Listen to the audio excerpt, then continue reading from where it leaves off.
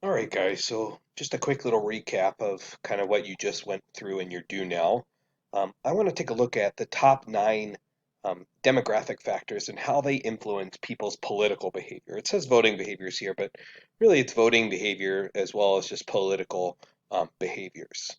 So this is obviously from a very like a macro level. Obviously, political scientists will acknowledge that just because I might say one thing about age doesn't mean that every old person acts away according to how most do. So let's take a look at them one at a time.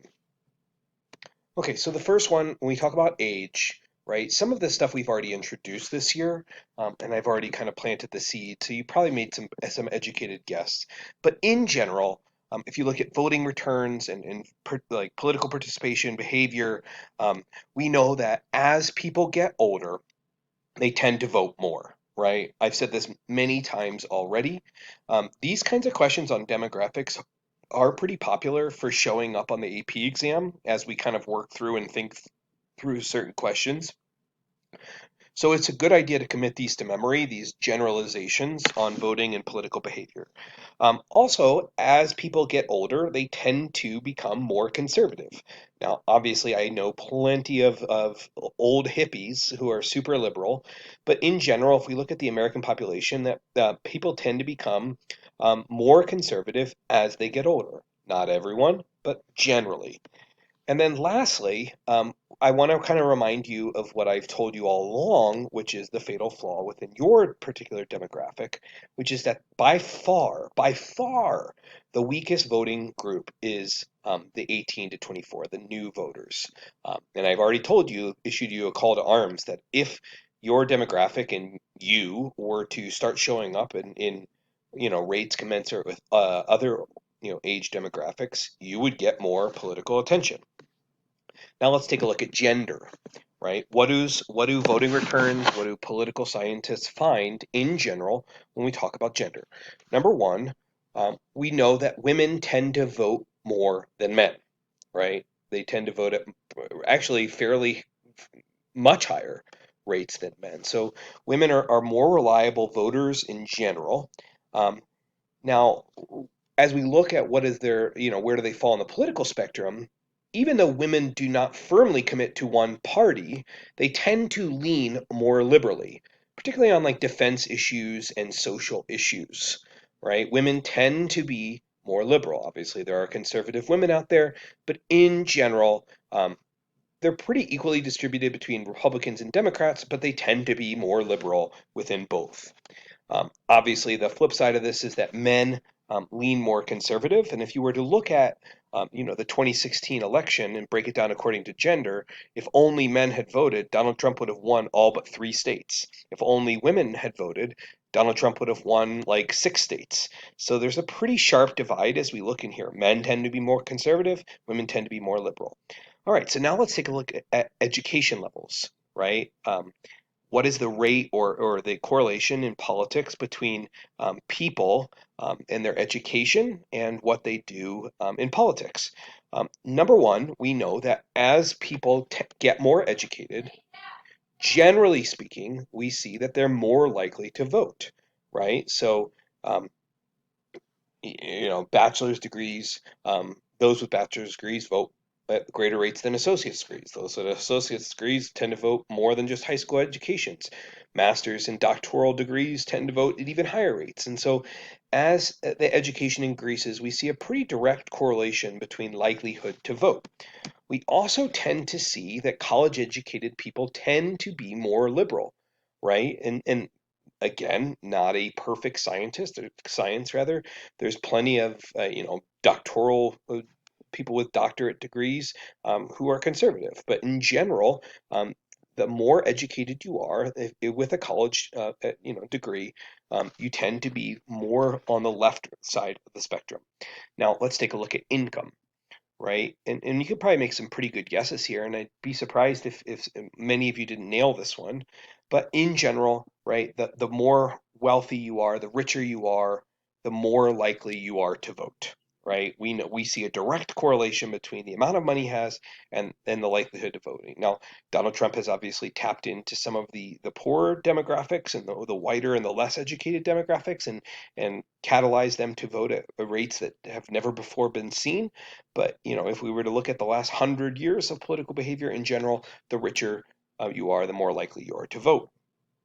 We also tend to see, and I don't know why this is an income, but we also tend to see that government employees, that if you are a employee of the federal government or the state government in general, that you tend to vote in higher numbers. So if you work for as a postal service, postal officer, or a bureaucratic worker, the State Department or Social Security Administration or the Army, that they tend to vote in larger numbers.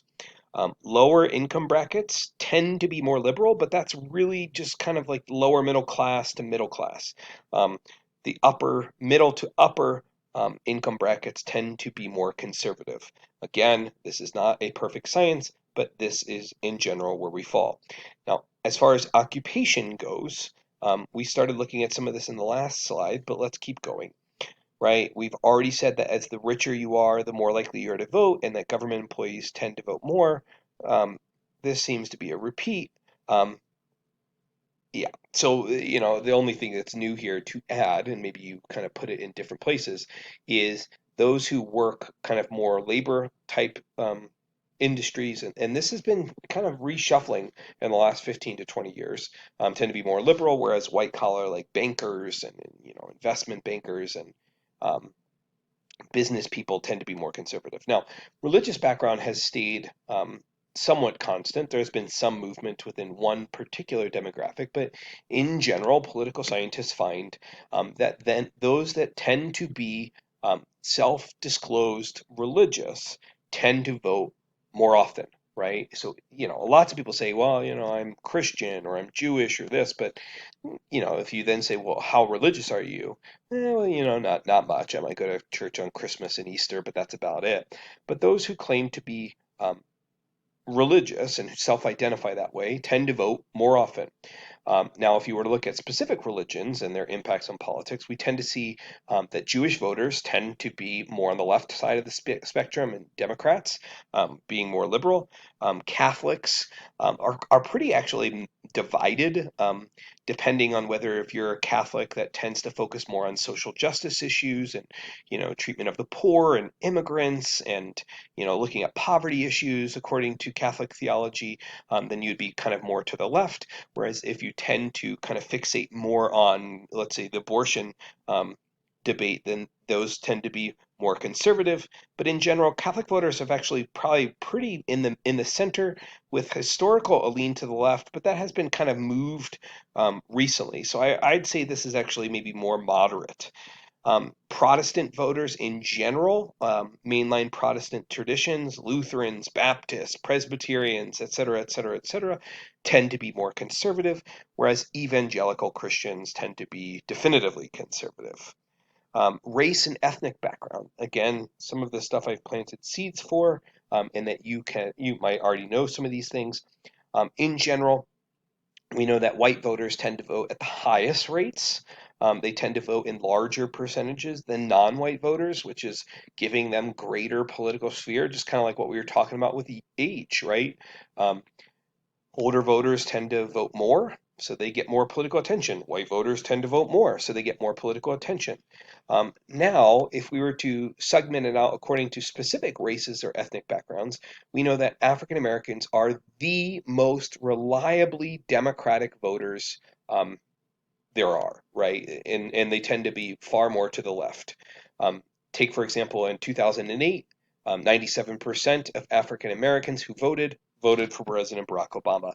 So a pretty clear party divide within that particular race. Now, if we look at Latinos or Hispanics, they tend to lean liberal, but this varies across specific Latino backgrounds, right? We know that Cubans actually are pretty conservative and tend to be a pretty big mainstay in the Republican Party, whereas people of Mexican descent tend to be more in the Democratic background, right? And so there are um, okay, and then as if we look at Asian Americans, This is a demographic that has leaned conservative. It has changed a little bit in the last 10 or 15 years. Filipinos tend to be a little bit more liberal than, say, Vietnamese, um, and so on and so forth. But I would put them, whereas I say Hispanics kind of lean to the left, Asian Americans lean to the right. It's not a strong lean either way, but there's where we're at. Now, moving forward, let's take a look at geography, right? If we were to look at the United States and try to make some generalizations based on what political scientists are seeing in their data, we know that southern states, especially today, tend to be more conservative.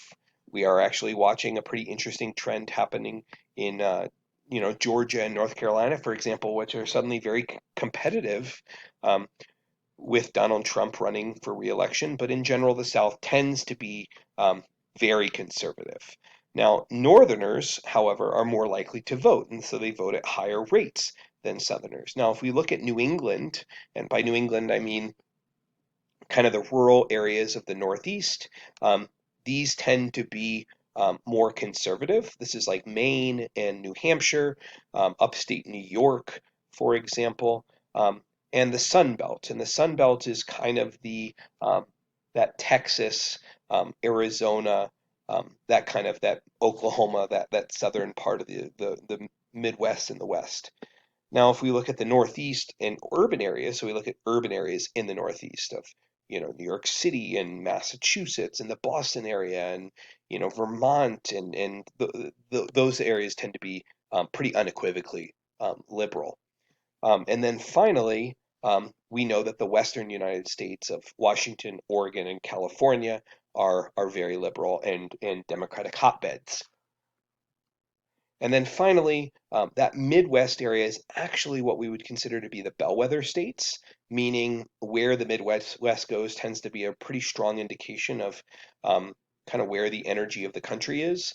In the 2020 election, those Midwest states are Minnesota and Wisconsin and Iowa. Um, those states especially are kind of in play right now.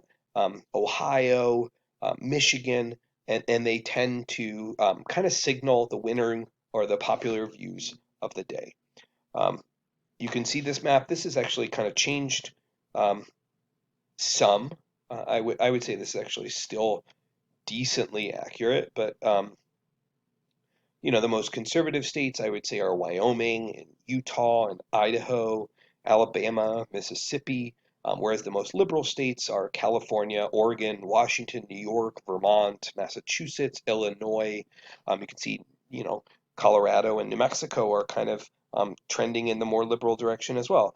Now, if we were to look at family, which I think is the last one, although we can't be sure, we can see, we know that as far as political participation goes, um, or political socialization goes, rather, that children tend to vote the same as their parents. We know that family is the number one socialization factor for kids.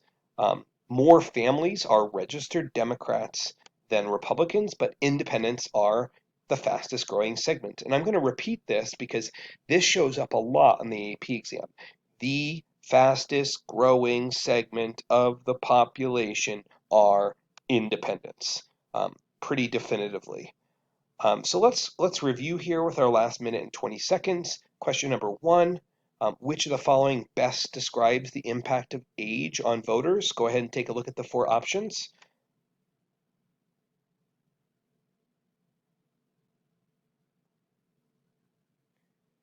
And if you said the correct answer is D, question two, which of the following best describes the impact of education on voting? Go ahead and read these.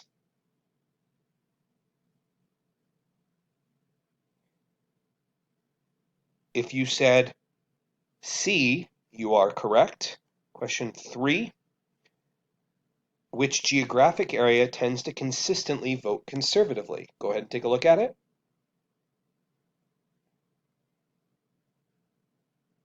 If you said C, you are correct.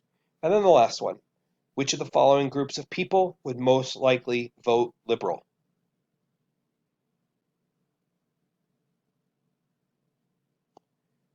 Correct answer is B. Okay, that's it for today. Go ahead and make sure your chart is filled out, do the political spectrum survey, and I'll see you